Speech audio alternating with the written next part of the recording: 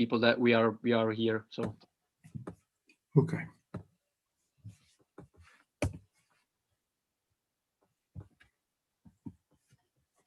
Okay, we're live.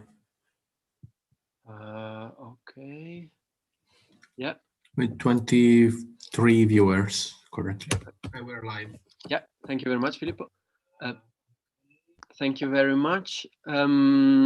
So hopefully, yeah, I'm just checking that we are all live. Welcome everyone to today Astronomy in the City. As we transition between the talks and the live Q&A, we'll give a couple time for everyone to participate to the session, both from Zoom and from YouTube. We'll monitor both channels. So in case you have any questions, please feel free to type them in, and we will try to get through all of them. Again, before doing also the formal introduction on who's on the panel tonight, I want to give a couple of more minutes for participants to make the transition to Zoom or the YouTube live stream of the Q&A. So bear with me. We'll give a couple more minutes for everyone to settle in. I can see some attendees joining in on the Zoom session as well. Again, I reiterate also for the spectators on YouTube, please feel free to type in your comments or questions in the comment box, so then we can reply to them tonight. Hopefully, you're having a good time and you enjoyed the talks on YouTube as well. You can see some more attendees coming in. Welcome, welcome. Please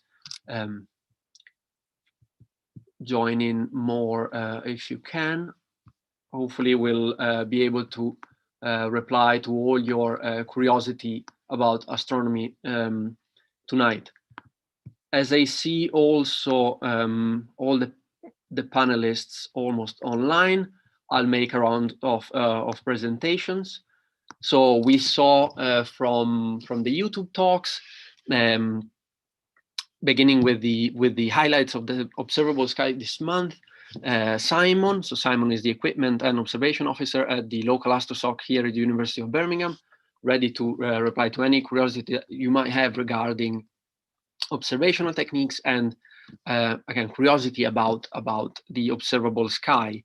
The other main speaker of the night was Dan. As he introduced himself, he is a PhD here at the University of Birmingham, working on extragalactic astronomy, as we call it, so focusing mostly on what is beyond our actual solar system, so distant galaxies and galaxy ensembles, so galaxy clusters, as we saw. In no particular order, I also see Valeria here tonight with us. She's a postdoc in our group working on compact binaries, so very different scale with respect to what, well, or at least actually there is some similarity to what to what Dan has taught before. So she's working mostly on very compact objects such as binaries of black holes or neutron stars, and she's very involved in the future missions that will target these very, very interesting objects, such as the LISA mission. So if you have any curiosity about this kind of objects, please feel free to direct to her also the questions. We also have Cressida. Cressida is another PhD student of us here at the University of Birmingham, again working on extragalactic astronomy. So she's particularly interested in studying the evolution of galaxies, so how they behave once they sort of come close to each other, and how these interaction influence the evolution of these galaxies. We also have Sean with us. He's the director of the observatories. So if you have really hard question, we'll direct them to him because he's the more experienced of us. I'm Matteo, postdoc at the university as well. Again, working on extragalactic astronomy as well, galaxy evolutions and galaxy clusters. So that doesn't mean that we are not open for your question, or sort of like if you have any curiosity regarding astronomy in general, we'll try our best to reply to all of those. So I start seeing some question coming in the box, so I'll start reading some of them again. To all the participants to Zoom, I'll ask you to type them in, so then we can read them out loud and reply to your questions. And also to the spectators on YouTube, please feel free to type them in the comment box, so then we can reply to them. Let's see. I'll start with the first question from Abdus. Apologize if I'm pronouncing your name correct. How coding heavy is the astrophysics course? Anyone would like to take this question? Yeah, I guess I'm probably fairly well placed to answer that. So, hi, I'm Luke. I'm a 4th year undergraduate student here at the University of Birmingham. Have I forgotten to introduce you? Sorry. Not sure, but anyway. I apologize. The field of astrophysics is fairly computational based. You do a lot of modeling and work with data from a variety of missions. So although, yes, the course is relatively computationally heavy, that does depend exactly on what you're doing. So if you're doing a lot more theoretical work, then potentially, depending on which avenue you go down, that can either be incredibly computationally heavy or not particularly. And if you do data analysis, so more like myself, then although you are working with codes, you're not necessarily actively doing the coding yourself. So you might be using software tools developed by members of the astrophysical community, and basically working out how to use those and then apply them.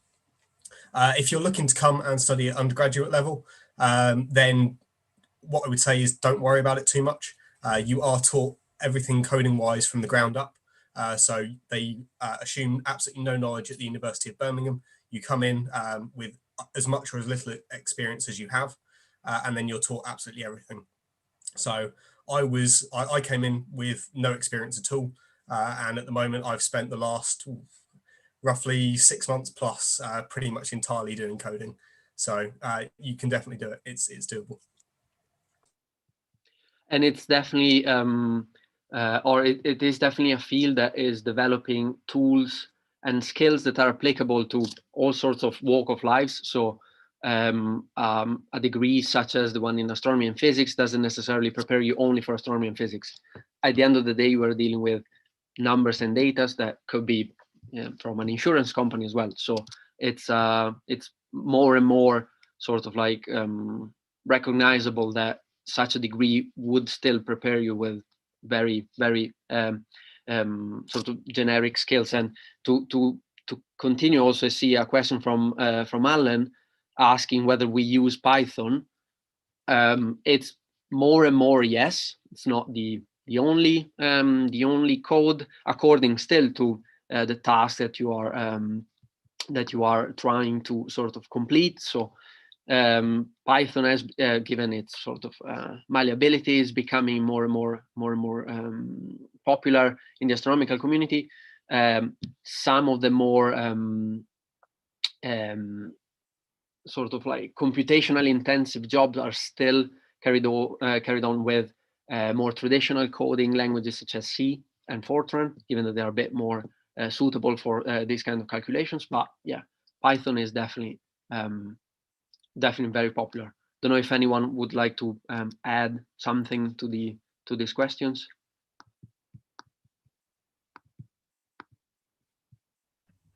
Yeah, I'll just add that Python is extremely popular. I don't really know anyone who comes into physics, or especially astrophysics these days, and doesn't know at least some Python. So it's probably, without a doubt, the most popular language for the moment. Thank you.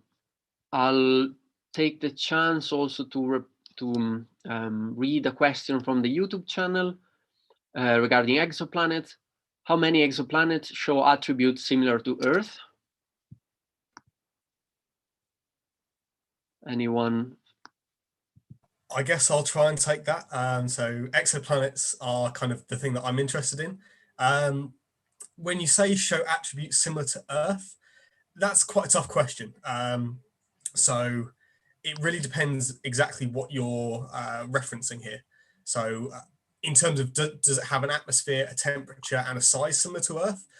We really haven't, well, we can't say for definite, and we haven't really found any that are super promising. That being said, we've detected about 3,500 exoplanets themselves, probably of which I think over 800 of those are rocky in nature. So a little bit like the inner four planets of our own solar system: Mercury, Venus, Earth, and Mars. But exactly, how similar they are to Earth, we don't yet know. Hopefully, the upcoming James Webb Space Telescope mission may be able to shed a little bit of light on that. It's possible that we might be able to start measuring the content of atmospheres of these planets, and we might be able to start looking into, how many of those have oxygen, have water, and all the other molecules we know so well here on Earth. So, yeah, we don't know 100% yet, but we're hoping to find out in perhaps the next few years or so. Yeah, it's definitely like a very fast evolving field. So yeah, it could be, we count them by, tens, new objects very, every don't want to say days necessarily, but yeah, it's definitely a very fast evolving field. And so what we said just now could change in a very short period of time. So thank you also to the YouTube chat for the questions. I'll ask a question regarding the main talk that we've seen tonight. So to Dan, is there a same set of equations such as Snell's law from optics to the gravitational lensing? Yes, so we do use equations in order to calculate, say, the deflection of light from a source. So if I remember correctly, Snell's law, I think, is refraction. So that normally depends on the refractive index of the material. And in gravitational lensing, the thing that matters when you're deflecting light is the mass of the lens and the distance of the light from the center of mass of that mass distribution. So it's not the exact same formula, but it's very similar in nature. Yeah. Thank you very much. And I'll take the opportunity of, again, talking about lensing to ask you another question from Steve that just came into the chat, which Steve, first of all, thanks you all for the great talks. And it's a bit of a long question, but if I read it correctly, the gist is, well, we've seen lensing being so effective in distorting the light coming from distant objects. How come, though, we are still able to recognize the patterns, such as spiral galaxies, despite all the lensing effects that all the stars should cause to the light as it travels from the source to us?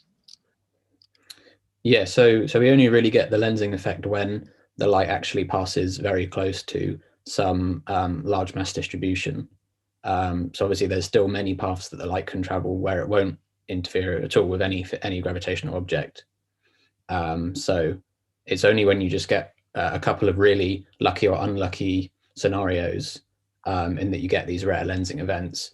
But obviously it just so happens that there's so much stuff out there that even though these events are really rare, they do occasionally happen, and that's why we get these really spectacular views from gravitational lensing.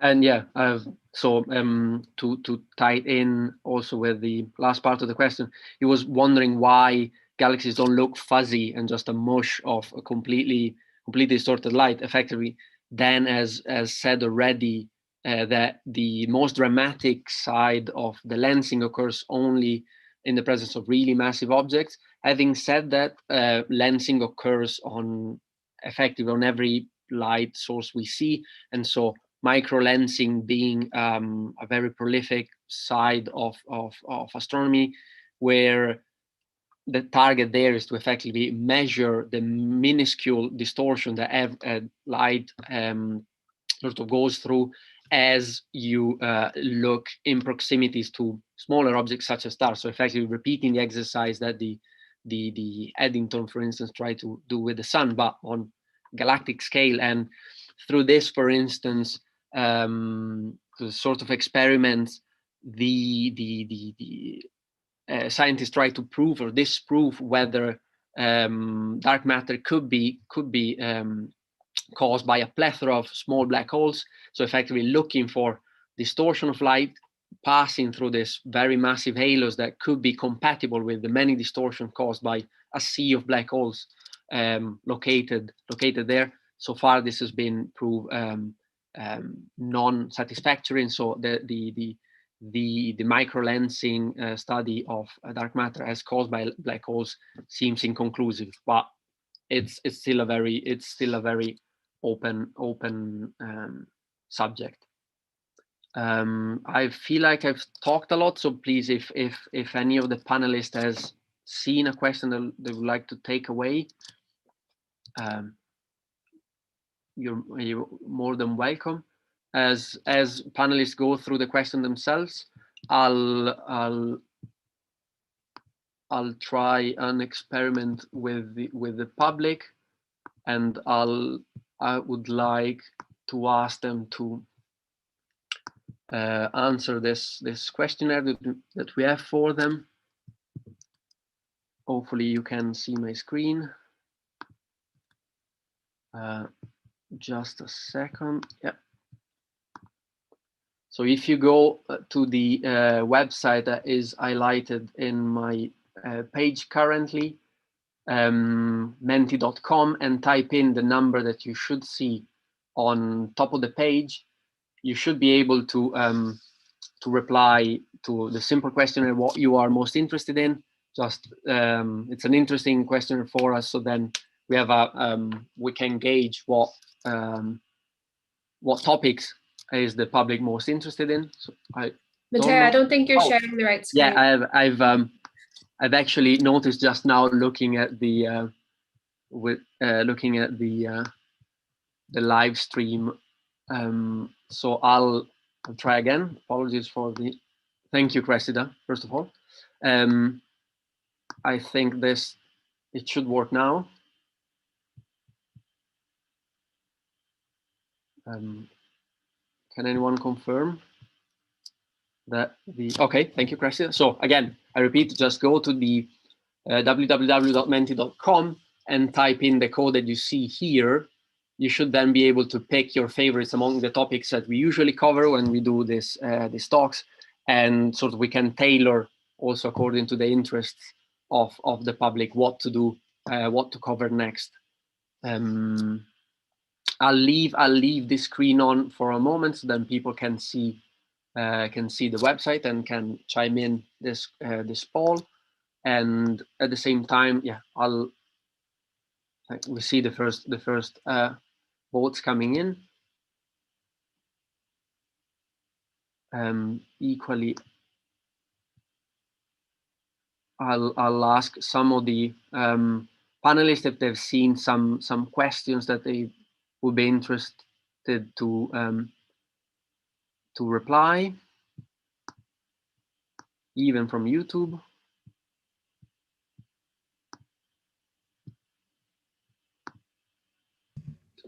Some more voting votes coming in. I can answer a question there if you want. Please. There was a question about, someone asked if they've always been taught that elements heavier than iron were formed in supernova explosions, but today they saw a video that suggested they're mainly formed in neutron star mergers, and whether that's an accepted view or just a hypothesis.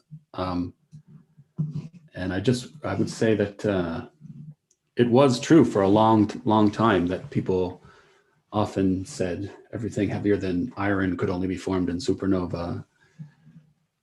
It's basically not true. I mean, it is true. We think that quite a lot of the very high mass-weighted elements are formed in these neutron star mergers, especially things, you know, up in the 75 to 80 range in atomic number. The things immediately after helium or iron were pretty much formed just in exploding massive stars. And most of the things around that element size are also formed in supernova explosions. But they're basically, it's one of the things that we learned partly from gravitational waves and the follow-up thereof in the last few years, that a lot of the higher elements are actually formed in those neutron stars. It is still true, though, that like basically everything above boron or even beryllium that exists in the universe was formed in some kind of star, whether that's an exploding star or the kind of dying low mass or star or something like that. They're basically always formed like that. It was one of the first insights about the formation of the elements that they were all formed in supernova. And that's why I think it's still a popular thing to say, but it is true that a lot of them were formed otherwise. I also feel like I talked a lot, so people add things.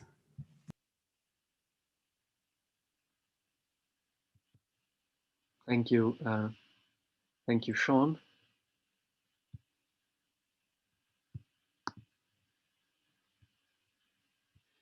Let's see a question from YouTube, maybe.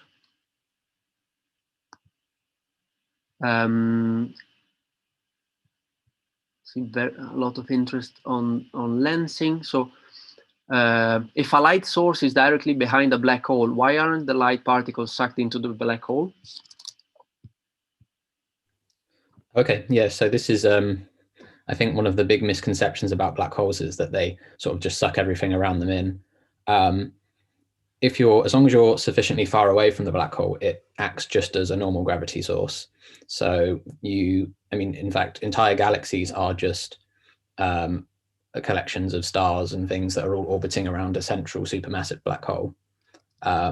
So when the light goes past the black hole, it can be lensed and act. It can act just as anything else would, being affected by the gravity. So as long as you're far enough away from the black hole, that's fine. But once you're within, once you go past the event horizon, then you can't escape, even if you're something that's traveling at the speed of light, which is essentially the speed limit of the universe. Thank you very much, Dan.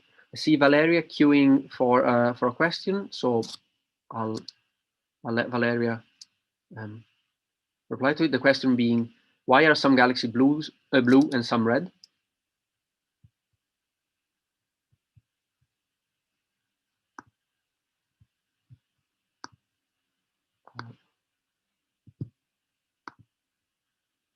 I think I cannot hear Valeria. I still cannot hear you.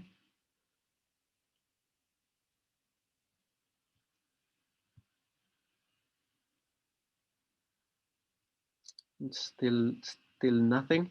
I'll hopefully Cressida wouldn't mind me redirecting to her this question. Yep. No issues. Right. Yeah. So the colors that we see in galaxies are largely associated, if not entirely associated, with the ages of the stars inside of them. So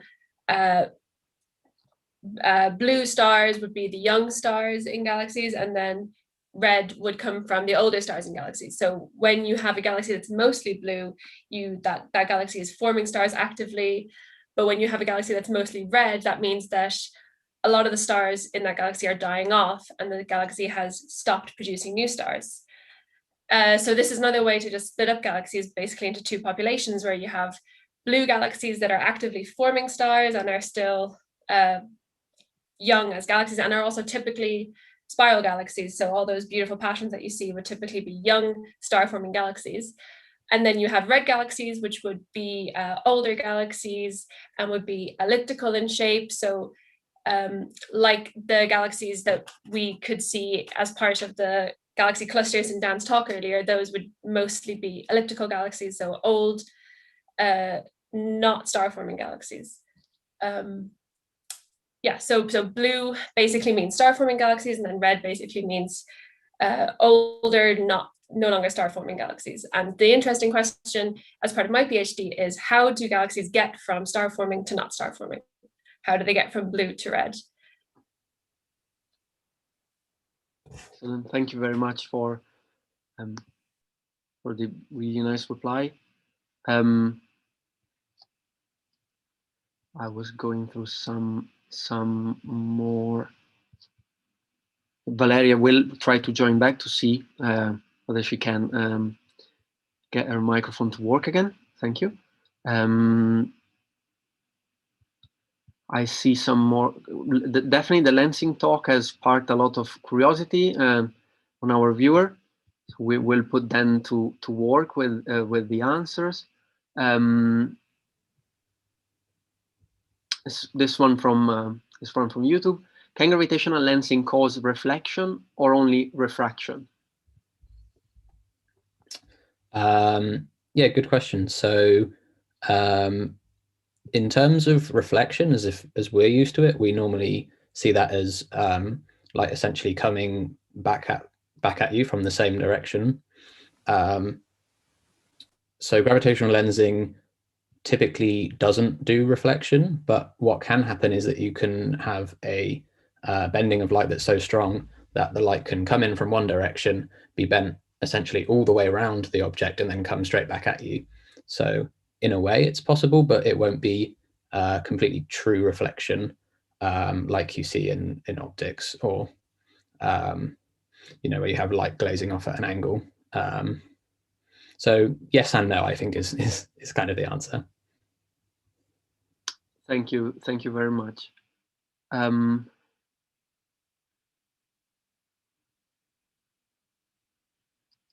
Reading through some other questions we have here. Another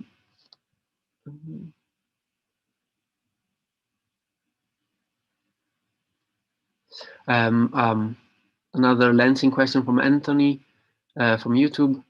Have we ever observed an apparent superposition of objects using lensing?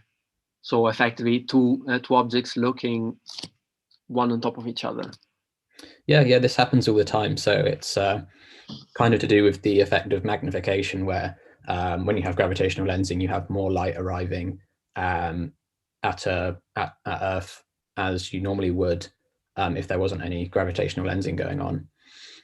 So you just happen to have the two images in such a configuration that they do overlap, and you just receive extra light, which makes the object even more brighter than normal, and can make for some weird looking objects which might look a bit strange compared to normal galaxies or things.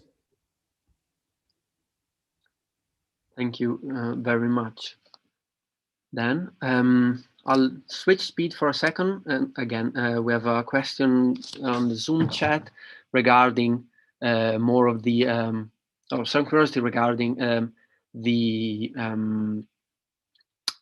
degree in astrophysics. So how much link do you reckon astrophysics and aerospace engineering has, as I'm planning on doing astrophysics as undergrad and aerospace engineering for postgrad?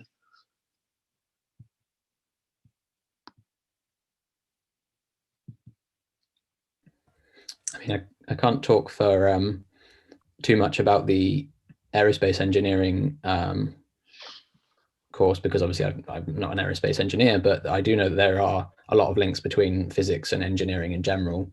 And you'd assume that astrophysics would have a lot of links with aerospace engineering, just given the interests of the courses.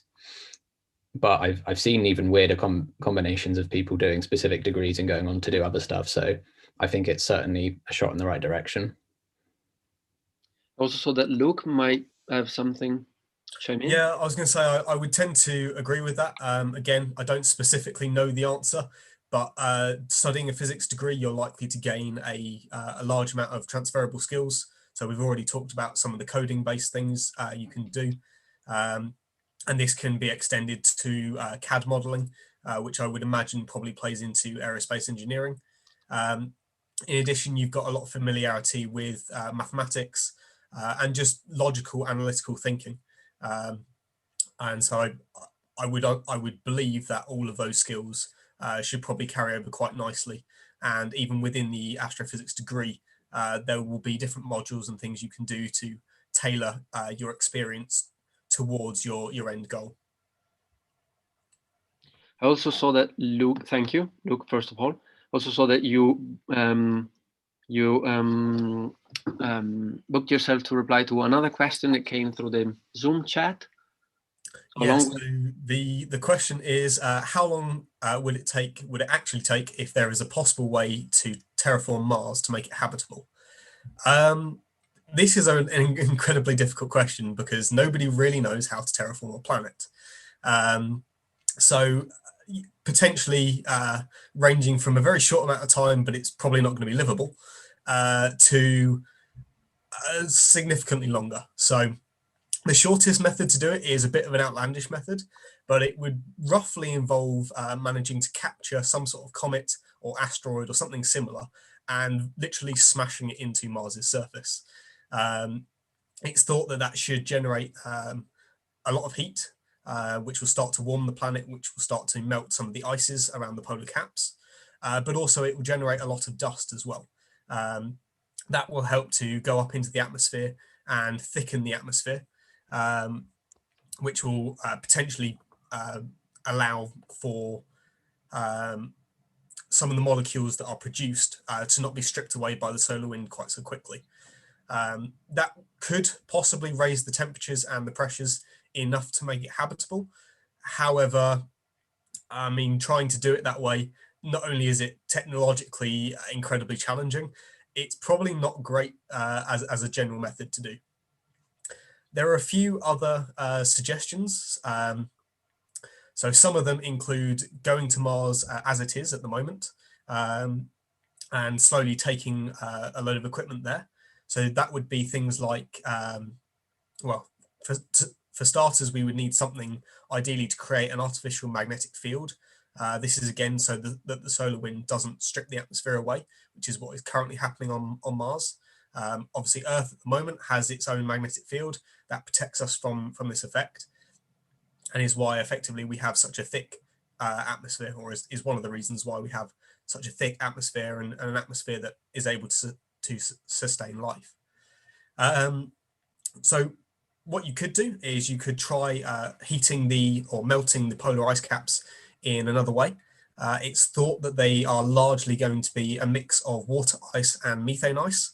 Now, methane, as you may or may not know, is a very, very potent greenhouse gas, more so than carbon dioxide.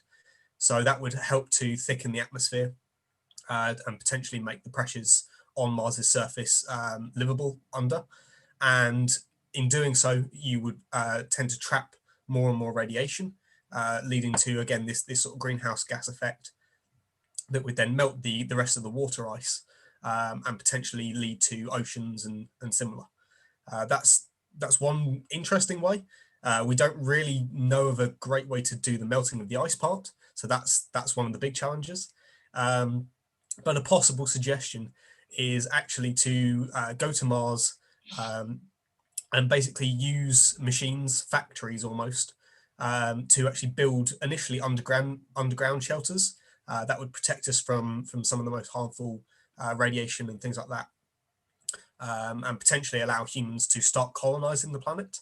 And as those factories outputted gases, again, that would help thicken the atmosphere. It would also heat the planet itself, and then you would get this runaway effect. So in that case, greenhouse gases would actually be a good thing for us. But it's thought that process would take many, many lifetimes. You're probably looking at of order of a couple of 100 years. So I think at the moment it's not really very feasible. But people are always looking into ways of doing it, and it's quite a fascinating thing. So yeah. Thank you very much, Luke. I see a couple of new questions from on the Zoom Q&A as we start slowly to wrap up the Q&A session. So I'll go through the first one from Steve. Have any pulsar been observed through lensing duplicated? I don't actually know the answer to this one. I think the answer is no. So the main reason why a pulsar would be hard to a lensed pulsar would be hard to detect is because for there to be a significant gravitational lensing effect, there has to be a significant amount of mass in the way. Usually this requires at least a single galaxy or a galaxy cluster to be the lens. So this means that the star will have to be a star in a distant galaxy. And obviously stars themselves on their own aren't actually very bright, even pulsars. The same rule applies. So that makes them quite hard to detect. So I think the answer is no, but I'm not 100% sure. So don't quote me on that. Anyone aware of any lensed pulsar signal? Can you hear me? Yeah, now we can. Okay. Excellent, thank you. I wanted to add that maybe one way is to look for the lens pulsars is to the same way that Dan showed for discovering exoplanets, right? But it's a different kind of lensing, right? Because I know that people can see exoplanets, but also white dwarfs that are roughly similar mass as pulsars. So maybe with the same technique that is called micro lensing, it is possible. But of course, you don't see the same effect as for the galaxy lensing. Thank you very much, Valeria. I see one last question on Zoom, again regarding how can light survive passing in proximity to a black hole. So how is it possible effectively to I'll read it, sorry, so it will be clear for everyone. So anything going straight towards black hole would enter into it. Light hitting perpendicular to the black hole enters it. Light traveling with a certain angle would have a lensing effect. How does this work?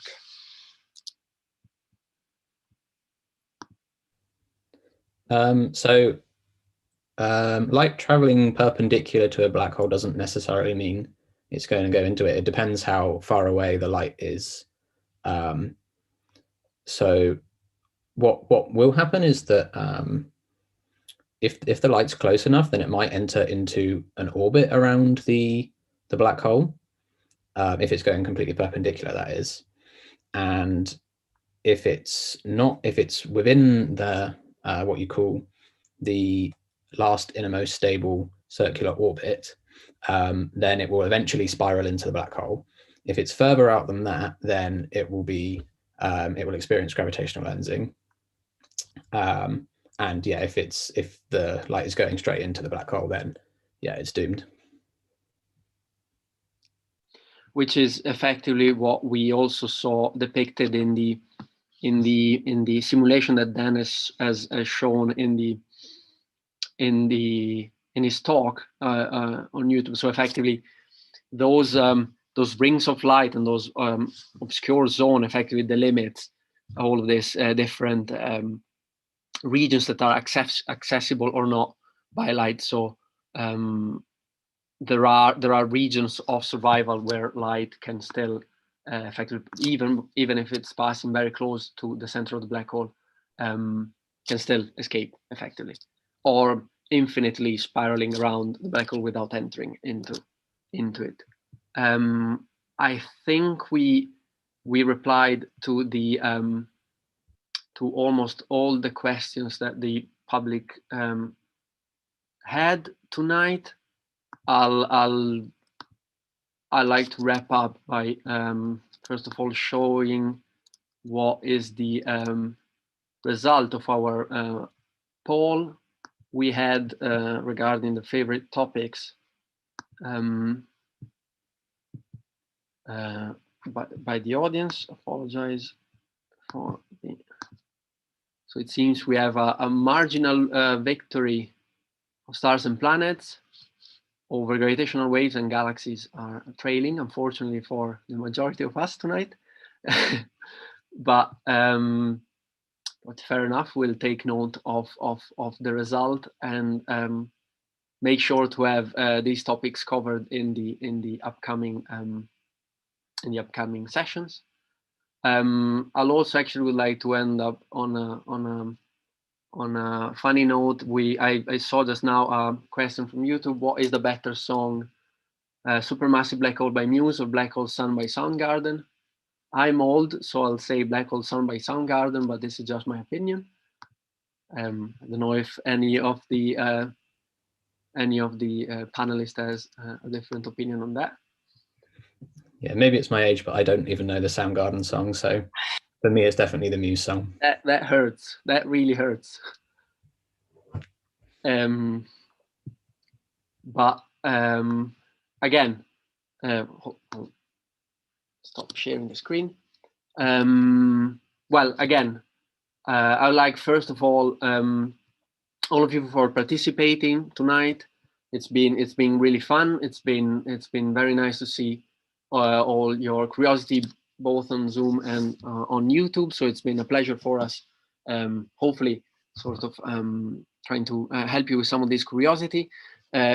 Absolutely, I would like to take the opportunity to thank all the panelists with us here tonight from both the university and crucially from AstroSoc. They've been working really hard to make these events possible, so providing full technical support on their YouTube channel. And so I would really like to take the opportunity to thank them for their help, which is really invaluable. We hope that you enjoy the night. We remind you that there will be the last Astronomy in the City for the year 2020-2021 in exactly 1 month from today, so on the 3rd of March.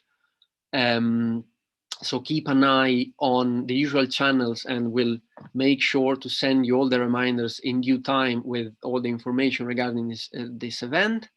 It will be in the same format as tonight, so hopefully you will enjoy it as well. Again, thank you very much for participating, and thank you all for being with us tonight. See you. Thank you, everyone.